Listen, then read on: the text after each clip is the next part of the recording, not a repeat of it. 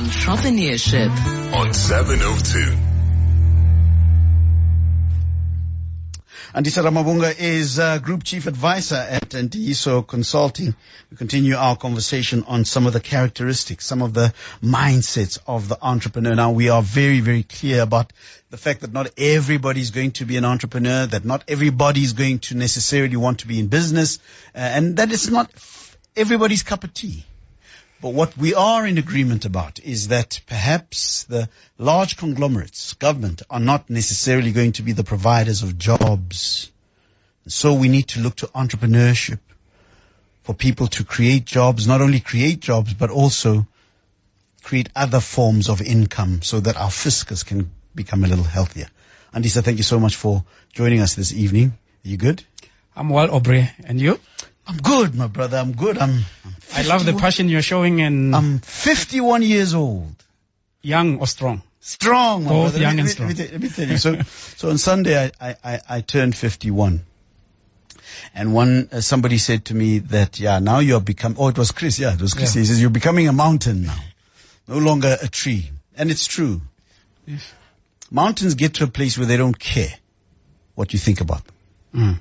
Hey, I'm getting to a place where, I really don't care what people think. I'm going to tell you the truth. I'm going to tell you the way it is, because I'm part of the group that is beginning to come out, to get out of the scene. We need to make sure that what we found, we leave better than what we found it. That's our duty, you and I, the guys that are starting to leave the age there. So let's talk a little bit about characteristics of the entrepreneur. The last time we spoke, you spoke about a word that has had me thinking for a long time, the word acumen. Yeah. Let's go back to that. First, Aubrey, happy belated birthday. Thank you, sir. And wishing you all the best. Yeah, so we got into a bit of trouble, Aubrey, last week. You did, I didn't. Yeah. Trying to describe these things, and I know we've had conversations about maybe how do we become more relatable to people, and I guess this is again an attempt of trying to get there.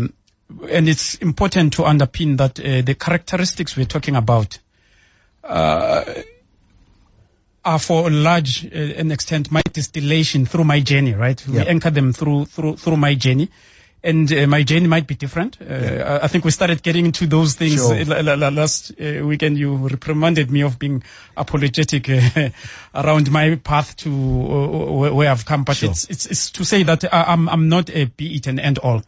I think the best I can do to the world is to at least shine a spotlight in the journey that I've been through. Yeah, which I find somewhat have been fulfilling, because I was the first to at least admit that I'm more privileged than most South Africans, in a sense that I've been exposed to quite a lot. I've worked in quite favorable environments, have traveled the world and have met quite some bright people, have ventured into the journey of entrepreneurship. I guess to your 51 years of age, coming back to say, you reach a certain point where you feel you have to at least shine a spotlight on your journey, hoping that even if it's a person or two can pick up that light and shine it again to the world and make a difference. Because the aim is really that, Aubrey, that you opened it up, is to say that if we can inspire one person or two people, right, who can create enterprises that at least absorb 200 other people, at least for this hour that you and I have spent, it's a worthwhile into the universe, right? Because we would have at least sparked a journey that would create or absorb 400 people, which is, if you were to do the multiplier effect again without being technical, we're talking about families and children of children that we are changing the lives of. The multiplier effect. The multiplier effect. What does that mean? Yeah, so it's just to say that, remember, if you touch a person, that person has 2 or 3 other people that they are touching. Yeah. Those other people have other people that they are touching. So it's not worthy of us to belittle ourselves. Absolutely. Thinking that we are not impacting a person. Are you writing it down? Multiplier effect. We do need Write it down.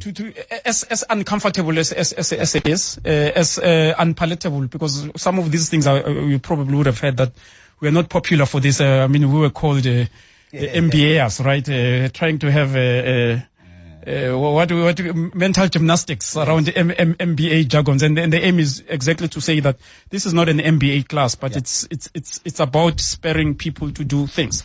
But coming back to acumen, so I opened up last conversations by saying that ultimately, if we were to argue, what is it that we, as an entrepreneurs, we really paid for? Or if you are a captain of industry, what is it that you are paid for? It's less about the hours of work you spend. In fact, it has nothing about the hours of work you spend. And we made an analogy that says if effort and hard work was consummerated, African women in villages would be the most richest people. Yeah. So we at least have to appreciate that the universe, although it appreciates that, but it does not applaud it, right? So what are we really being paid for? And I distilled it to say it's about decision making. The better the quality decisions you make, the higher your remuneration becomes, or the higher the value you create. So the function of you making good decisions is the function of acumen. So it's important that maybe we underscore a principle that might go unnoticed in what you've just said. Yeah. You're saying to me that there's a hierarchy in the quality of decisions that are made by a businessman? Yeah. Remember, at the end of the day, and we've had a lot of conversations around strategy, right? Yep.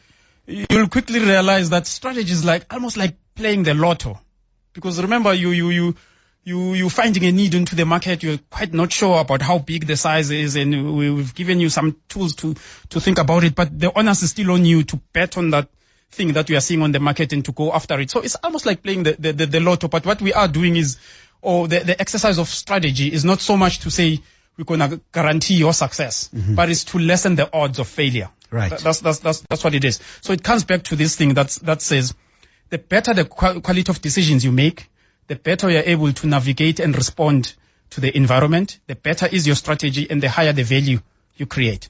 So, and that boils down to acumen, strategic thinking. So what you're saying to me is that it's not just about decision making, because many of us have grown up on a staple diet of being told that, consistent staple diet of being told that, no, business people are decision makers. And you're saying, yes, that's half the truth. That's half the truth, yeah. The total story here is, yes, they are decision makers, but of a particular quality. Yeah. Some decisions are better than others. Yeah. That's why the market will remunerate the better quality decisions. But you see, that's very, very important. I think that a lot of us aren't aware of that we think that it's just about a matter of making decisions. Yeah.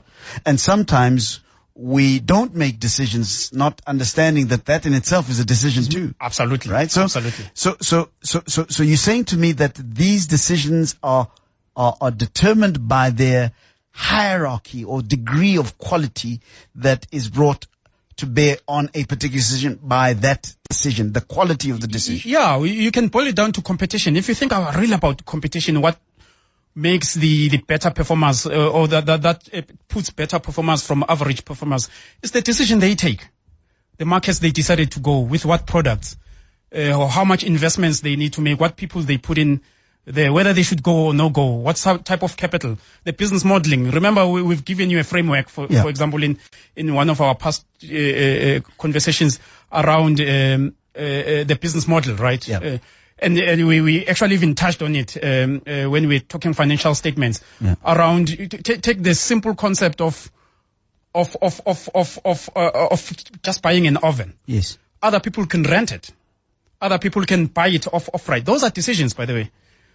Ultimately, whether you determine whether that decision has got higher impact on your value creation is based on the profits that you deduce. Right. Right. Others would argue that it's better to own an asset and derive its benefit and wind it down. Others would say, okay, but this is not my core business. Maybe let me rent it out and get the same benefit, but with less risk. But again, it's about understanding what really is your differentiator in the market. And those are all issues of strategy. But I'm saying even strategy itself, we've appraised people with the frameworks of getting people to think about stuff. Ultimately, what will make you a winner is the decision that you make on those quality, whether you invest in that oven or not, or whether you expand that store in that region or not, what products you take. Again, the entrepreneur must make those decisions, and the quality decisions will then get remunerated in the market. The reason why I'm stalling a little bit on that particular score, on that particular issue,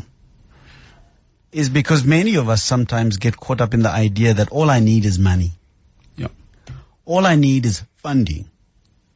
All I need is somebody to invest in my business, and I'm A and away. Or sometimes we say, all I need is access to markets. Yeah. Then I'm A and away. And those are important. Funding is important. Markets or access to markets is important.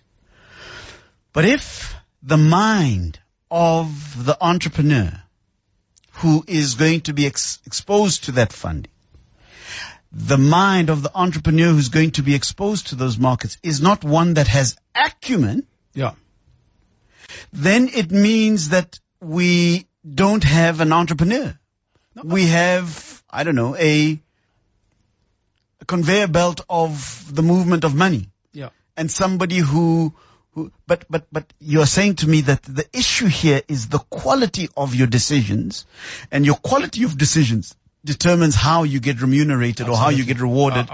And that is what we call business acumen. Yeah, absolutely. In fact, I love this analogy that says two business people go into a field of play. They are selling shoes. One guy goes into the same market and sees people who are not wearing shoes. He says, there's no market for me here because no one is wearing shoes. And other entrepreneur comes in and say, oh, there's a whole huge market here because no one wears shoes. Right. Again, you see the type of decision making. And obviously it's not just about shoes, because there's quite a lot of understanding you need to develop around that market. Why are they not wearing shoes?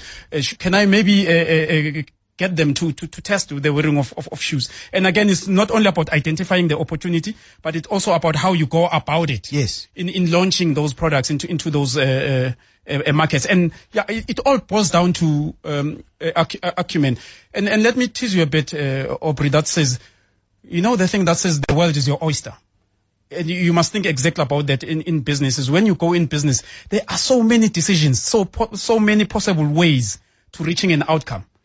How you determine whether the business will succeed or not, obviously, is a function of the decisions that you make. And those decisions are a function of acumen. And that's why it was quite important. And I liked the conversation, although you called it MBAs. Well, I mean, there was a listener who said, no, but we're not crediting the people. And we said, it's not about crediting people. Is to put this notion to entrepreneurs that you don't need to reinvent the thinking part, right? They are what we call frameworks. Some of them we'll call them theoretical, but I've applied them in life. Things like critical thinking, right? Because if you were to take critical thinking, although you think it's academic, but really what it says is a couple of things. It says when you're going to do something or you're making a decision, are you testing those assumptions to say whether do they make sense or not? Test assumptions, right? The other one, it says around it, do you reason with logic? So is 1 + 1 equaling 2? Does that make sense? The third one is around, can I ask people what do they think around this matter? I mean, this is just critical thinking demystified, right? Made simple. But I'm saying you can apply that to any decision you want to make. Things around, if you want to expand your product into a certain market, you can test the assumptions that says, okay, but are these assumptions making sense for this particular market? Can everyone afford this product that I'm launching in there? Can they access it? So tick.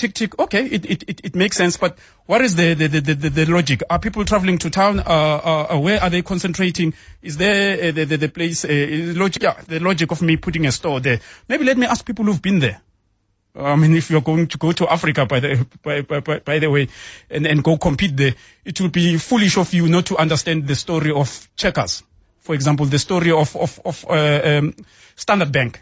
or MTN, the guys who've been to the market and understand the subtle nuances of what it takes to get to the market. So again, I'm saying there are frameworks. We started talking about some of them last week to say there's critical thinking that you can refer to.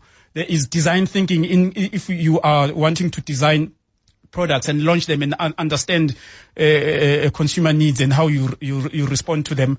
There's also a typical structured problem solving, hypothesis driven. I think we spoke about that. So I guess my point I'm saying is trying to say that it's important for entrepreneurs to understand that there are thinking patterns that are out there. And by the way, you can go out and research these things. You can Google critical thinking and you'll get to understand what it is, or design thinking, or a hypothesis-driven problem-solving technique. 011-883-0702. Call us. Call us now as we talk about some of the characteristics that an entrepreneur needs to have in order to have a fighting chance. And it's becoming clearer and clearer to me that it's not so much about the resources that you can access with your five senses. It's not so much about the funding. It's not so much about the market, as critical as those are. It is also about the individual, the animal that is in that jungle. And the question that I'm asking you is, if indeed you have entrepreneurial desires, if you have an entrepreneurial, do you appreciate the fact that there is a particular way of thinking that you've got to adopt as an entrepreneur? Are you able to negotiate your mind, your intellectual faculties to the realities of the space that you function in? Do you see the opportunities, not just the opportunities, but how to negotiate, how to approach the opportunity? Because I think a lot of us, when we have the entrepreneurial conversation, we think, one, it's got to be something that we've got to go and study in terms of, and that is also important. It's obviously important. But what this conversation is revealing to me is that it is the understanding of your own natural ways of understanding things. The critical thinking that you're talking about is not something that somebody needs to go to school to go and get. Absolutely not. Because a lot of kokos who are entrepreneurial, who've done amazing things, who have built families, businesses, didn't go to school to go, but there's a way by which you tap into that kind of thinking, that way of thinking, of seeing the opportunity in a hot day as the possibility of supplying ice lollies, of seeing the opportunity on a cold day as an opportunity to provide heaters or blankets. In other words, it's a way of thinking about reality that opens up an opportunity, and that is acumen. Give us a call, 011-883-0702. Do you think you've got enough acumen? Do you think that your mind is ready to think strategically about the situation that you're at in order to find opportunities for which you will be remunerated based on the quality of the decisions that you make? Give me a call. I'd love to hear from you. 011-883-0702. But that suggests, when Andy said that there needs to be a certain irreverence to, and I'm using that word very, very carefully, irreverence. In other words, one of the things that somebody said to me about us as South Africans is that we have been institutionalized in many ways by the idea of school. Go to school for so many years and then I must pass and then move to the next thing. The idea of rites of passage, moving from one place to another, that we are always waiting for some form of rite of passage to give us permission to go to the next thing. And it appears to me that there is a certain irreverence that an entrepreneur has to have about the world, about his or her right to be able to participate in a gainful manner in the world? Yeah. So it comes to so we mentioned the acumen, which is about strategic thinking. I think you're now moving into the other letters of characteristics, right? There's a concept that I like, which I call a trait. It's high degree of personal effectiveness. Yeah. And that is a function of three things in my world. If I were to distill it on the entrepreneurs I've read about, the entrepreneurs I've seen, and relating it to my journey, I think what we've spoken about now, there is a sense of belief system that entrepreneurs have, right? And this is other people would call it naive. Others will call it high risk, obviously, because it always lands up in doing things that no one has done. And naturally, people will perceive risk associated because they cannot determine the outcome of that thing. That's why entrepreneurs are always called risky. They say when you if we're gumsebenzi uzodlani, or if you're selling ice cream in winter, are you mad? You know those things. Yeah. So there's this belief system around the world that entrepreneurs have, and I think we touched it a bit in one of the podcasts. I'll give an example, and these things you can test yourself. You know, there are people, even when they don't have jobs, they'll believe they'll never go hungry. Yeah. Which is a mindset, right? It's what leads them to creation. Yeah. And then I'm now delving into the spiritual element, because I said there's high personal effectiveness, but we'll come back to the high degree of spiritualness, because I believe entrepreneurs must have those things. But maybe let me outline them, the framework, back to that word again. Yeah. And it's not to say it's the Bible, but it allows me to at least convey my message in a way that I think it will be relatable. I said you need to have almost 4 what I would call traits, characteristics. One is acumen. That one is about yourself and your thinking, right? It's very much internal. It allows you to navigate the world and make decisions. I made that statement that says strategy is about choice, right? Yeah. And how you make that choice is a decision. Yeah. And acumen will determine whether you make the right choice or not. And obviously the quality will play a big part. And then the second one is around what I call a strong sense of direction setting and mobilization. This is the vision, strategy, alignment of people in achieving things through people, and we'll come back to it because I want to zoom to the point you've made now. And then there's one called a high degree of personal effectiveness. It's something that I struggle as well to put grasp in, but I simplify it by saying it's the sense of belief system you have. Is the skills that you can learn, by the way. Sales skills can be learned. You can learn marketing. You can learn strategy. A lot of the stuff you and I have been doing is more skills that we're imparting to people, but hence we are having this conversation that says what we've told you to date is not enough, because you need to have these other traits. Yeah. And then the final one is a high degree of spirituality. And let me maybe tease you a bit as well, Aubrey. We said strategy is about value creation. Spirituality is about the being who's the creator. And I'll peg that to say you cannot divorce value creation from the creator. Someone has to create that. And where you start creating is in this spiritual realm. And I hope at some point in time we'll get an opportunity to delve deep in all of them. But I'd like to then come back to your point around that's irreverence, which is a function of belief. Right? Remember, what really limits our mindsets is the set of beliefs that you have. And you've mentioned now around these rites of passage, right? We think if we go to school, we'll have a good job, we'll have a good life. And it's not necessarily a bad thing, and it's not necessarily something that we create ourselves, but except that it's a function of the culture and the environment that we are born in.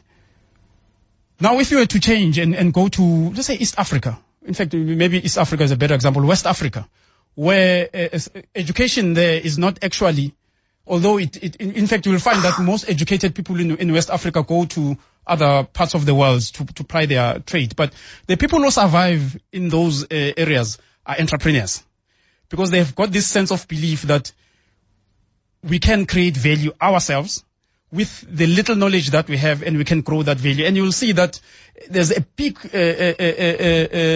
community of entrepreneurship in the west of Africa, and that is a consequence of the environment that they're in and less of the schooling. And so you find a lot of startups there. In fact, I would argue there probably over 75% of people sustaining themselves is through entrepreneurship, whether it's subsistence entrepreneurship or entrepreneurship at the large scale that we are talking about. So that belief system is very important. But by the way, I still believe, and this is my personal belief, that you can change your belief system. So my personal ones, by the way, are one that says there's abundance out there. It's for us to go out and find that abundance. There is, I'll never go hungry. It's one of those things. The other thing that says everyone in the world is actually conspiring for me to do well. Yes. Because no one actually enjoys, take this point, Aubrey. I don't think there's anyone in the world who enjoys seeing a beggar. In fact, beggars irritate us, right? We wish that they go away, and not go away because we don't want them in front of us. But the only way that they cannot be in front of us is if they prosper themselves. Yes. So I believe that thing, by the way, that says everyone in the world is conspiring for a greater good of ourselves. I'll make another analogy that says, if you are giving a speech, for example, I don't know if you've been in an environment where you are listening to someone giving a speech. Do you ever get that thing that says, almost like it's holding you back because you want them to do so well so that you can clap? Because if they do bad in stage, no one will the people who are sitting there are not going to be enjoying the show, right? Sure. So everyone who's sitting there is wanting you to do so good so that they have the good time. So those are the belief system, I think, and I call them the positive a mindset and the function of socialization. And there's ways you can change them, by the way. You can change. Oh, so that can be changed? Of course they can. I did say that the beliefs are a function of your environment. Right. So the people you associate yourself with, the stories you imbibe and listen to. You imbibe and listen to.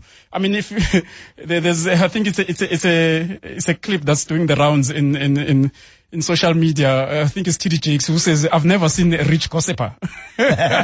He's too busy, man. People are too busy. So if you imbibe in gossip, that's what your world is going to be. But if you imbibe in the world of creation, in the world of possibilities, which is about reading, let me read about how engines work. Let me read about business and what makes business work. Let me read about entrepreneurs. But guess what? Let me find people who are going somewhere and let me immerse myself in those environments. You'll quickly see that thing quickly. I did say myself, I'm a township child, right? Sure. But I think I'm privileged in a sense that where I found myself has become my building block, in the sense that the mentors that I've had, the work environment that I've been in, the business partners, the friends that I've had are in such a nature that you can't just relax and be mediocre. You want to always reach out and at least assimilate in those environments. So it's as simple as changing your environment, by the way. And when I say changing your environment, I don't mean where you live. It's really about what you read, what you watch on TV, what sort of who are you having conversations? Who are you having conversations with about what? Yeah. And again, these things are not compartmentalized, right? Because and I will come back into the spiritual thing, because there's a big part of spirituality is about awareness. Because you need to, if you are sitting in a gossiping environment, you need to have that high level degree of awareness that says, I'm sitting in a space now that's not good enough and I need to change it. And it starts from that element. So Aubrey, I believe those things can be changed. It's a function of you taking that decision to say that let me change my belief system. If I don't believe in abundance, why don't I believe in abundance? Why does it ever bother you in the world that if we were to look at the top 4 richest people in the world, it's crazy how much they're worth, right? I mean, I was looking at the numbers the other day. I think the first four guys are almost worth $1 trillion in net worth. 4 people. I mean, there's no real story of abundance than that. I mean, how much money can these people spend in their lives? It's also the belief that I can be part of that fraternity. Yeah. Whereas I can perhaps incarcerate my own thinking by believing, I wasn't born in the right place. I didn't get this, I didn't do this, I don't have this, this system is against me, therefore I can never be there. That is already a self-sabotaging way of thinking. Yeah. That might hamper your entrepreneurial journey, yeah? And it's easy in South Africa, right? I mean, the helplessness that we have now, it's amazing. I mean, that's why the elections are coming up now. You know, I always almost like shroud when I think of it, to say there is so much hope that is pinning on these elections that are coming, right? It's almost as if there's a messiah that's going to come with these elections, and all of a sudden things are going to change. and I guess I call it a coward way of thinking, because you've somewhat liberated or handed over your power, the accountability to a moment, to a moment. Yeah. Except if we were to think, to say, look, these elections, okay, maybe they might open up possibilities. That's not what I'm not saying, by the way. Yeah. I'm saying there's possibilities that are coming out of this election, either way that of the outcome, irrespective of the outcome. When I say outcome, meaning that whoever wins comes with them a set of new ways of doing things, or old ways of continuing to do things, right? Let me invite our listeners here, and I know that many of you are waiting for me to ask you a question to respond to, and then of course follow on the basis of that. That's how it usually works here, that I ask a question and then somebody calls in to try and engage with the question that I'm asking. But I want you to call in and answer the unasked question. I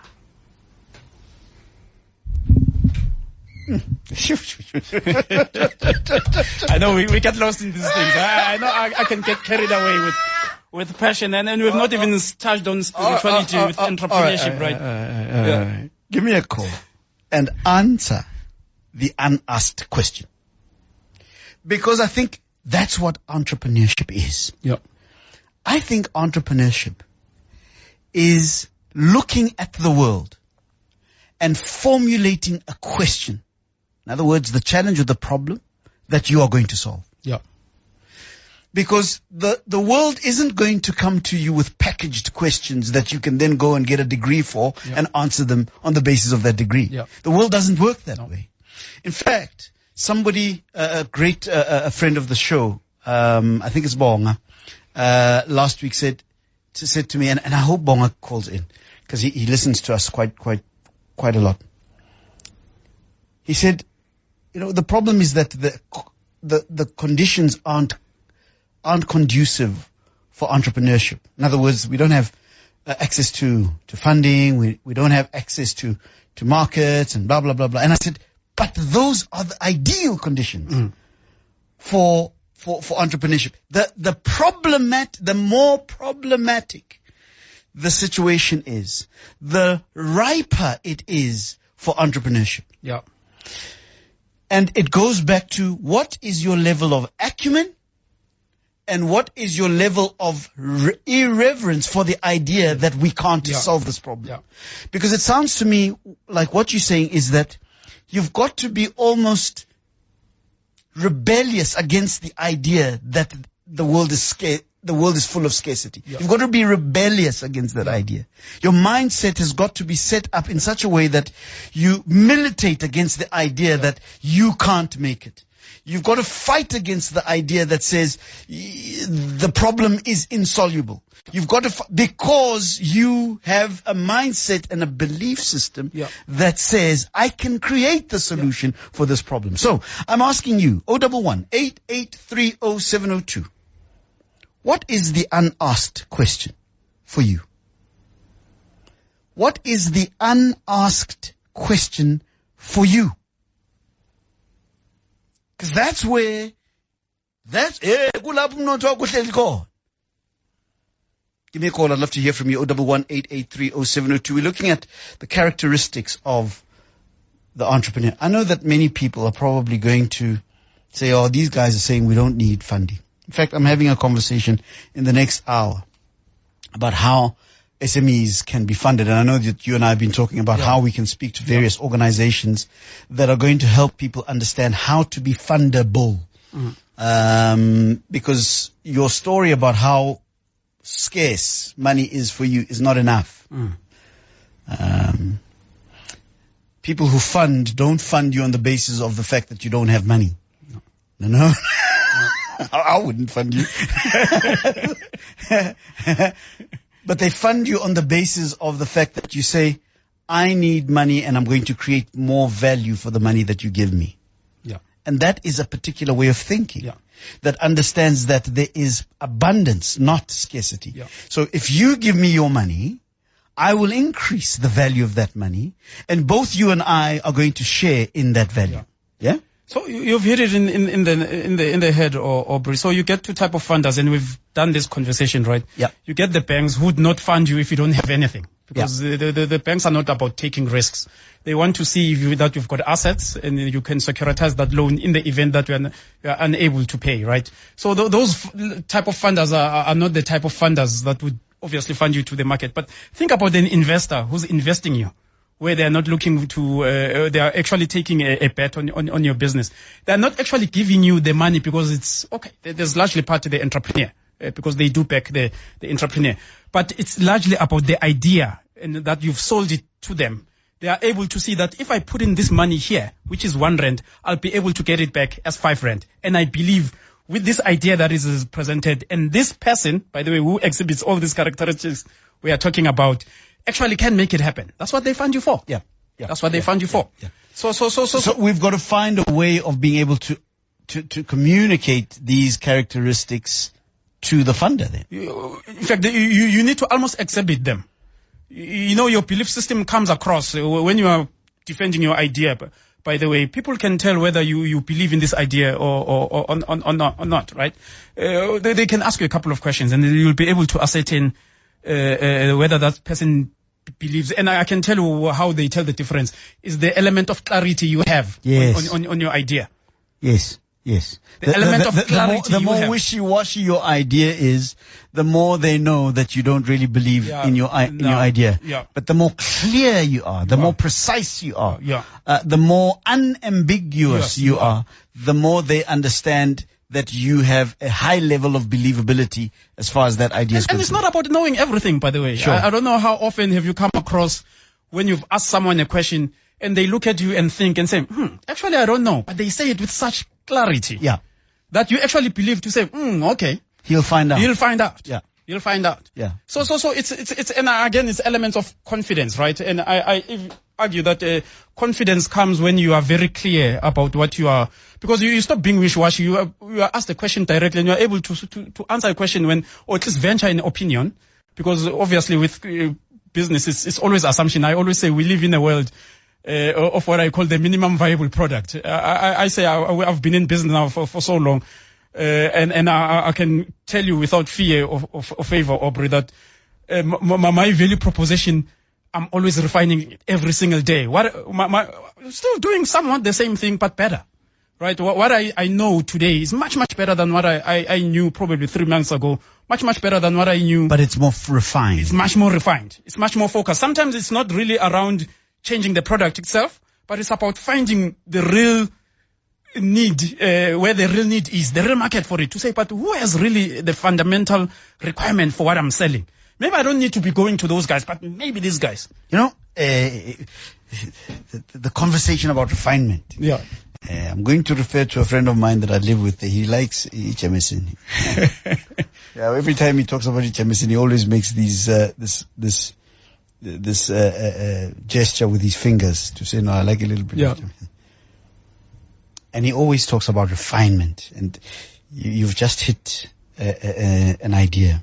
He says, Masango, you know, when I go home in the rurals, I enjoy to drink ihleza. Yeah. Abanye they call it imbamba, sorghum beer. He says, I've had the opportunity to move to other places where I enjoy a more refined mbamba or ihleza. And I like the Irish mbamba. He calls it Jameson. Yeah. Both these things are beverages that have got alcohol content. But the one is more refined than the other. Ihleza, tshwala besintu, is yet not as refined, perhaps, as that which is distilled in the very sophisticated labs. You are saying that your value proposition must go through the evolution of being refined from ihleza to the very highly refined form of alcoholic breath. But it's more expensive by the time it gets to the level where it is a Jameson. And therefore, people seek after it more than perhaps the other. And I'm even arguing that process never stops. You never get to a point whereby you think, okay, I've got it, I know it, and therefore this is it. No. So, and this is one notion we need to desist from entrepreneurs. I know there's this temptation that I need to know everything. I need to have it covered. I need to have this. We must be comfortable in the process of creation. We must be comfortable in ambiguity. We must be honest. We must leave the product as we believe, or the service as we believe it is, and go to the world with what we believe is, and be open to ideas. And it's fine if you don't know. It's fine to say, can I use this for that? And to say, I never thought about that. That's interesting. You know what? I'll gladly work with you to see if we can test it out there. It's a much, much better solution rather than saying, yes, it works there, only to find that it doesn't or work there. What I'm hearing you say is that as your value proposition becomes more refined, so are you being more refined. Yeah, absolutely. As you allow yourself and surrender yourself to the process of humble discovery, so do you become much better at it. Refined much better at it. Yeah. How do people get in touch with you? By the way, Gift says, I'm loving this conversation. Unfortunately, is Andisa on Twitter? Somebody asking, and somebody says, unfortunately, Orbs, I can't ask the question that you are asking me to ask. That's our goal. Our goal is to find the question for the answer that we already have. You are that answer. Talk to me. How do people find you? Yeah, so you can find me at info@ntiyisoconsulting.co.za. Or alternatively on www.ntiyisoconsulting.co.za, and that's our business website. Group Chief Advisor at Ntiyiso Consulting, Andisa Ramavhunga,